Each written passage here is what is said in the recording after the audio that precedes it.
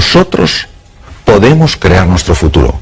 Tenemos que saber cómo, de qué manera sucede esto, cuál es el camino, cuál es la vía para aflorar ese potencial que las personas tenemos. Es básico entrenar la mente. La mente es algo de tal complejidad que es muy difícil definirla y mucho menos con 4 o 5 palabras. ¿Qué es entrenar la mente? Lo primero es entrenar la atención. No perdamos más el tiempo enfocándonos en lo que está mal. Vamos a enfocarnos en lo que podría estar bien. No en quién tiene la culpa, sino en qué podemos hacer nosotros juntos. Vamos a usar la imaginación no para generar angustia y preocupación. Ay, ¿cómo va a ser mi vida mañana y pasado? Sino generar posibilidades, algo que nos ilusione. Tenemos que ser capaces, además, de parar ese diálogo incesante que nos pone la cabeza a estallar, con desesperanza, con desánimo, con desilusión. Necesitamos entrenarnos en la reflexión. La palabra inteligencia viene de la raíz latina, interlegere, que quiere decir mirar dentro. Pero ¿qué pasa? Que cuando estamos hablando de entrenar la mente nos suena un poco extraño. ¿Cómo? ¿Es que una persona que quiere aprender un nuevo idioma no tiene que entrenarse? ¿Es que alguien que quiere aprender un nuevo deporte no tiene que entrenarse? Porque la mente no se va a entrenar. Necesitamos entrenarnos en fortaleza mental y en fortaleza emocional. Porque el mundo en el que estamos es un mundo complejo e incierto. Pero una cosa es la complejidad y la incertidumbre y otra es la desorientación. No podemos estar además desorientados. ¿Cómo nos orientamos? A través del entrenamiento mental.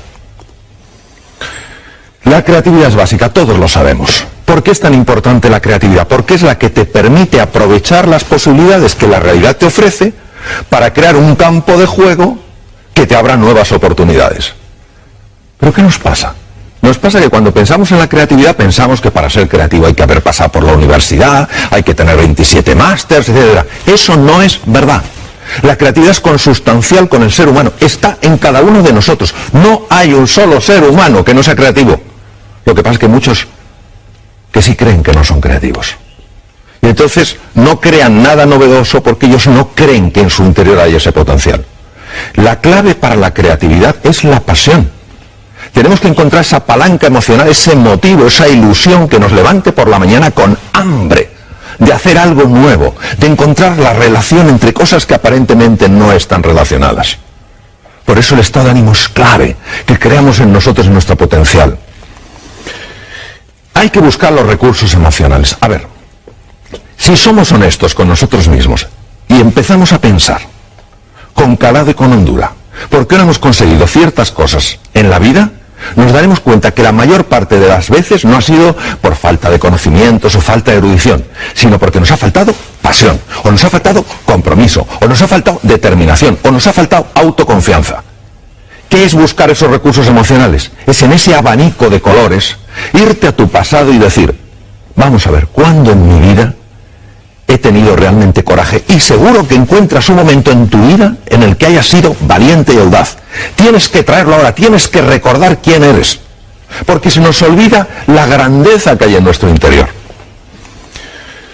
Inventar el futuro. La forma en la que creamos nuevas realidades es absurda. Consultamos al pasado y le decimos, pasado, yo he podido hacer esto, y el pasado dice, no, pues entonces no podré. ¿Pero qué es eso? ¿Pero qué es eso?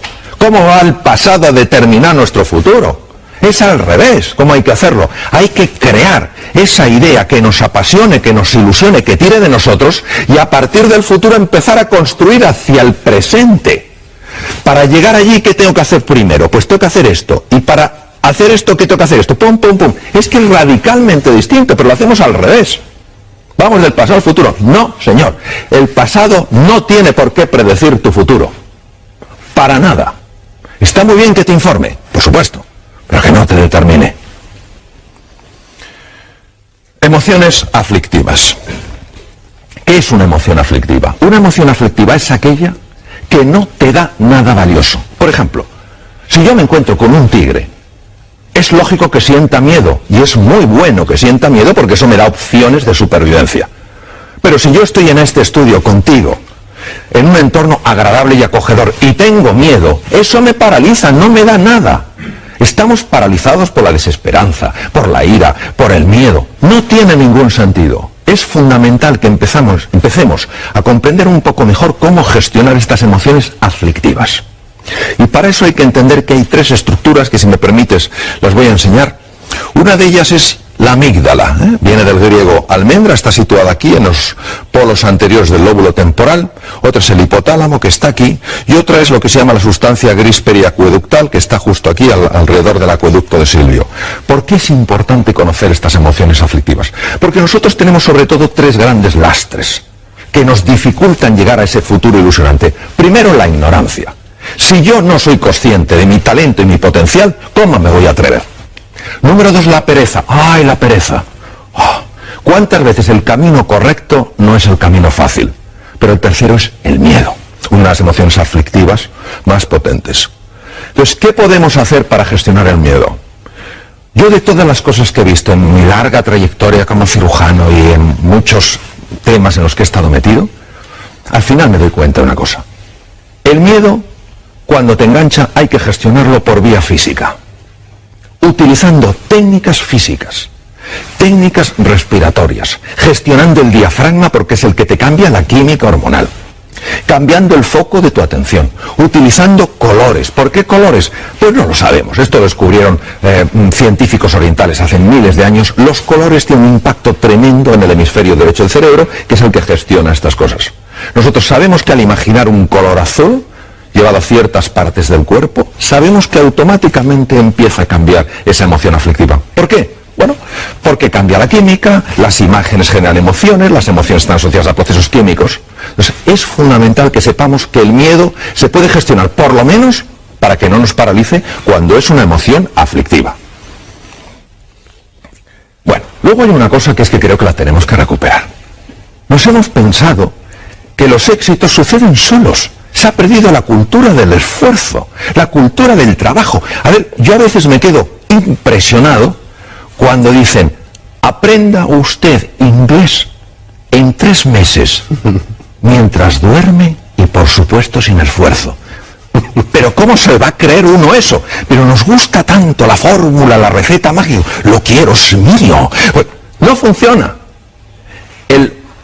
Probablemente el inventor más prolífico que existió nunca, Thomas Alva Edison, dijo, el genio es 1% inspiración y 99% trabajo, transpiración, sudar. Entonces, ¿qué quiere decir? Esto es como una goma. Hay que dejar que se tense. Es el momento en que nos cuesta las cosas y tenemos que seguir. No tiremos la toalla. Cuando aguantamos la tensión y estamos incómodos, y es normal que estemos incómodos, el cerebro automáticamente tiene que resolver ese dolor, porque su misión es evitar el dolor. ¿Cómo lo resuelve? Abre la ventana de la inteligencia y la creatividad. Y por eso todos sabemos que cuando hemos aguantado de verdad, de repente, no sabemos cómo, hemos encontrado una ventana, un espacio. Anda, ¿cómo no lo había visto antes? Porque hay que esforzarse, buscando y trabajando. Por eso la determinación, la persistencia, la paciencia son valores tan grandes. Entonces ahora no podemos decir, no, esto sucede solo. No es verdad. No es verdad. El ser humano necesita esforzarse por aquello que vale la pena en su vida. ¿La V de qué? De valores. A ver, creo, desde mi pequeña perspectiva, que necesitamos urgentemente recuperar los valores. Valores que no dependen de un credo, que no dependen de una cultura, que no dependen de una forma de pensar. Están implícitos en la naturaleza humana. ¿Qué es un valor? Un valor es todo aquello que a mí, como ser humano, me perfecciona. Si la generosidad me perfecciona, eso es un valor. Si el coraje, la audacia me perfecciona, eso es un valor. Los valores son los que nos dan guía, referencia. En un mundo marcado por la complejidad y la incertidumbre, ya lo comenté antes, ¿qué es lo que nos da la orientación? ¿Cuál va a ser nuestro faro? Esos valores. Ojo con la sensación de impotencia. Yo la veo continuamente. No sé cuántos. Una cosa es el diagnóstico, y en medicina esto lo sabemos bien. a nosotros nos interesa hacer un diagnóstico correcto. A ver, si yo tengo una enfermedad seria y voy al médico, el médico me dice, no se preocupe, es un catarrillo. Digo, es que médico más simpático, pero no me ha ayudado a nada. Yo prefiero que me diga, mire, tiene usted una neumonía, es un diagnóstico más duro que un catarro, pero porque hacemos el diagnóstico correcto le podemos curar. Bien, el diagnóstico actual es un diagnóstico serio. La situación actual del mundo es seria y es compleja. No lo podemos negar, no podemos ser como la avestruz, aunque eso no lo hacen las avestruces, lo de hacer un agujero, no hay una avestruz así de tonta en toda África, vamos, que meta la cabeza bajo tierra, ni de broma. Pero claro, de acuerdo, tenemos un diagnóstico, luego hay un pronóstico. ¿Qué es el pronóstico? El pronóstico es lo que los expertos dicen sobre eso. El médico te puede decir como experto, tiene usted una neumonía, con el antibiótico adecuado, los antibióticos adecuados, pues en una semana usted se cura. Eso es el pronóstico. Y otra cosa es el veredicto. El veredicto no lo puede dar nadie. ¿Por qué? Porque entre el diagnóstico y el pronóstico y el veredicto hay un espacio enorme. ¿Cuál? El uso de mi libertad y mi potencialidad como ser humano. Todavía me acuerdo de una persona en el Memorial de Nueva York, los mejores hospitales del mundo, los dos mejores, tenía un carcinoma pulmonar en variedad muy severa y muy avanzada. Me dijeron, tiene usted 3 meses de vida. Diagnóstico era correcto, carcinoma pulmonar en un estadio muy avanzado. Pronóstico, desde el punto de vista estadístico, usted tiene 3 meses de vida, pero se lo dijeron como un veredicto, usted tiene 3 meses de vida. Y este señor dijo, lo siento, compro su diagnóstico, compro su pronóstico, pero no su veredicto. Tengo demasiadas cosas que hacer. Vivió 3 años. Entonces, esto no es sencillamente un caso extraño. ¿Qué es lo que nos perdemos? Nos perdemos lo que puede emerger del ser humano cuando ese ser humano dice, ahora yo, ahora me toca a mí. Esta es la historia de Sísifo, condenado por Zeus, un dios más bien poco piadoso, a subir una piedra. Y cuando la había llevado a lo alto de la colina, la propia piedra bajaba y él volvía a hacerlo. Esto lo estoy viendo continuamente, la sensación de desesperanza. Haga lo que haga, para nada sirve. ¡Claro que sirve! ¿Cómo no va a servir? De hecho, es lo único que sirve. Pero si tú crees que no sirve, dejarás de esforzarte como te puedes esforzar. Y entonces se cae en la desesperanza. Este es el drama de hoy. El drama de hoy no es ya la dificultad que hay, que es real, sino nuestra sensación de impotencia que le está acompañando. Uno se pregunta, ¿por qué tuvo tanto impacto esta película durante la Segunda Guerra Mundial? Porque habla de las creencias. Son 3 personajes que van con Dorothy, cada uno se ve limitado por algo. Y hay un mago que se supone que es un ser enorme, con unas voces tremendas, y al final se dan cuenta que es un hombre con una megafonía. Es chiquitín y tiene una megafonía. Así son nuestras creencias limitantes, esos programas que tenemos metidos. No puedes, no llegarás, no serás capaz. Pero si esos son puras entelequias, lo que pasa es que las vivimos como reales. El oráculo de Delfos. Un griego está consultando al oráculo de Delfos. Es importantísimo que sepamos que nosotros podemos escuchar 2 tipos de voces. La primera voz es la de la jaula de grillos. No puedes, no eres capaz, no hay salida, tú ni siquiera lo mereces. Eso hay que escucharla. Y hay otra que es el maestro interior, que te dice confía en ti, cree en ti. ¿Cómo notas que te habla uno u otro? Es muy fácil notarlo. Cuando te habla el maestro interior, notas paz y serenidad. Cuando te habla la otra persona, la otra voz, lo que notas es crispación, tensión y desánimo. Es fundamental que prestemos atención a la voz que nos ayuda, no a la que nos anula. Bueno, esto a mí como médico me impacta profundamente. La actitud, ¿qué es la actitud? La actitud es cómo me posiciono yo frente a una realidad. Está más que demostrado médicamente que la actitud de una persona frente a una enfermedad afecta a todos estos niveles. Los linfocitos, ¿qué son linfocitos? Células que atacan bacterias, virus, tumores. Células fagocíticas, los fagocitos, lo mismo, los engloban de otra manera. Macrófagos, son el servicio de limpieza del organismo. Se ingieren, destruyen todos esos detritus para que no se infecten. Anticuerpos, fibroblastos, generadores de la cicatriz. todo esto es afectado por la actitud. Y me dirá, pero ¿cómo es posible? Porque la actitud afecta mis emociones. Mis emociones son procesos químicos. Y todas estas células que vemos en la pantalla tienen receptores para esas moléculas. Claro, no es lo mismo que a un linfocito que tiene que pelear con una bacteria se le pegue la molécula del entusiasmo que la del desánimo. Porque imagínate un linfocito acercándose a una bacteria con la molécula del desánimo y el propio linfocito, claro, en lenguaje linfocítico, diciendo, oh, yo con esta bacteria no tengo nada que hacer, yo me voy. Pero es que es así, es decir, lo digo en un plan un poco desenfadado, pero es que es así, es que se ha demostrado que estas células reaccionan de manera radicalmente diferente según las moléculas de la emoción que se ajusten. Nelson Mandela, se puede aprender tanto de este hombre, que podía haber odiado tanto a sus carceleros. Tanto, tenía tantas razones, y lo único que le importó es la reconciliación.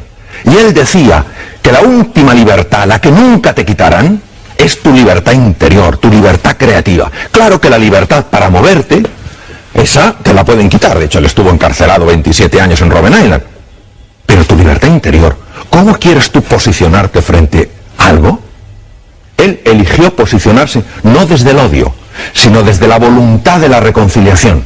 Porque él sabía que no era el único prisionero, sabía que sus propios carceleros eran prisioneros de su propio odio. Vaya mensaje. Hombre o máquina, no podemos estar esclavizados por programas mentales. Por programas mentales que nos alteran. No somos criaturas que solo reaccionemos, que nos pinchan y quitamos el brazo, que nos queman y quitamos el otro brazo. Hemos de recuperar nuestra libertad interior y decir, de acuerdo, esta situación es dura, esta situación es compleja, no me gusta. Yo, si hubiera podido, no lo hubiera elegido, pero me ha tocado. ¿Qué puedo hacer para relacionarme con esa situación con mucha más potencia y mucho más energía? Entonces, en ese momento, cuando yo utilizo mi libertad interior, mi libertad creativa, ¿qué es lo que me hace verdaderamente humano? Salgo de la dimensión de máquina. Ya no reacciono, ya no soy alguien que dependa exclusivamente de las circunstancias. Soy influido por las circunstancias, pero no soy determinado por ellas. Bueno, esto de llegar a las reuniones. A ver, ¿cuántos problemas tenemos hoy? Muchos. Pero si la energía para resolver problemas, esa es una energía que nos debilita. Lo que hay que decir es, señores, ¿qué desafíos tenemos hoy sobre la mesa? Se ha visto, cambiando palabras, problemas por desafíos, cómo la sangre cambia, porque cambian las hormonas, cambian las moléculas de las emociones. Entonces, vamos a dejar de hablar tanto de lo que está mal y vamos a hablar un poquito más de qué está pidiendo de nosotros la vida. Pues la vida lo que está pidiendo es que demos la talla que por naturaleza tenemos. Voy a terminar con 3 animales. Los 3 para mí tienen un mensaje. Adoro la naturaleza. Adoro la naturaleza. El águila tiene visión. Visión de alcance. No nos podemos quedar con la superficie, hay que ir más allá. No podemos tener una visión superficial, tenemos que ir con más profundidad. No podemos tener una visión estrecha, tenemos que ver una visión más ancha. Es un mundo ya todo conectado. La ley de sistemas está presente. Claro, esto llama a ese entrenamiento de la mirada, a mirar las cosas de una manera desacostumbrada. Segundo, el león. ¿Por qué el león duerme 2/3 partes del día? No, ya porque tiene mucho sueño. No digo que no, pero porque confía en él, porque confía en la vida, porque confía en los demás. Es la confianza. Y el tercero es el actuar estratégicamente. A ver, todo esto, si solo se queda en un revulsivo emocional, en algo que me ilusiona, en algo que me entusiasma, pero no cojo yo y digo, y ahora me toca mirar el primer paso, no sirve para nada. Entonces, la actuación estratégica, es decir, bueno, quiero llegar aquí, ¿qué 4, 5, 6 cosas puedo poner en marcha simultáneamente para encaminarme?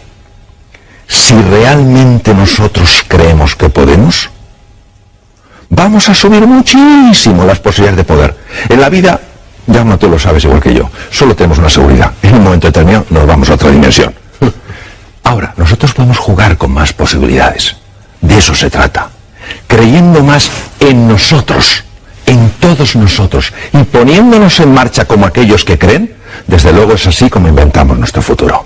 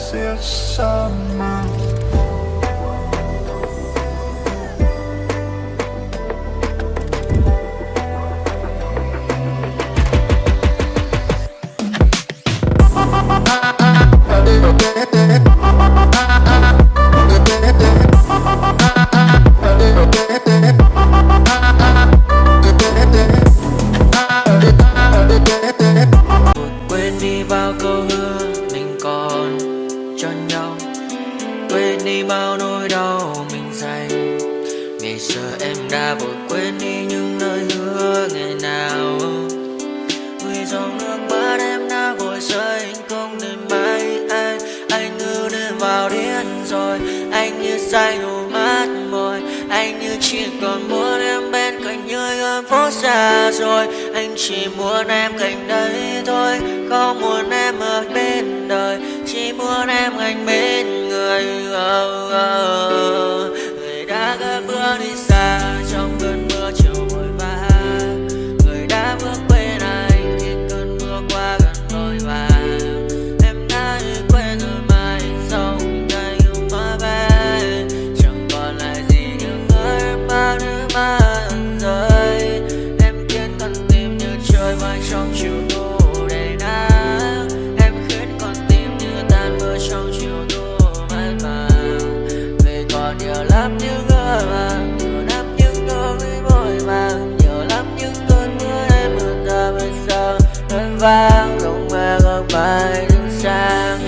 Đêm mai em còn thơ đôi hôm mai anh còn người ta xưa ta chúng còn giữ nhau chẳng đêm. I feel like I'm losing my mind. Is everybody in the world blind? Please, Lord, give me a sign, a sign. I feel like I'm losing my mind. Is everybody in the world blind? Please, Lord, give me a sign, a sign. I wanna be the greatest. Everybody on their face shit. I look around and feel like everybody is the fakest. I make this every day and I'm impatient, hoping one day I blow up from the basement. Statement, the top is so vacant. I don't hear shit that I think is amazing. Waiting for my day when I'm playing sold out shows for 1,000 faces. Hey, give me that crown, get in my way and to be put down. It ain't your place, all this my town. If I want that shit, then I'll get it right now. I'm losing it, the noose it fits. I'm losing shit, a stupid myth. You choose to live or choose to dip. You choose to fight or lose your grip and lose a gift. I feel like I'm losing my mind. Is everybody in the world blind? Please, Lord, give me a sign,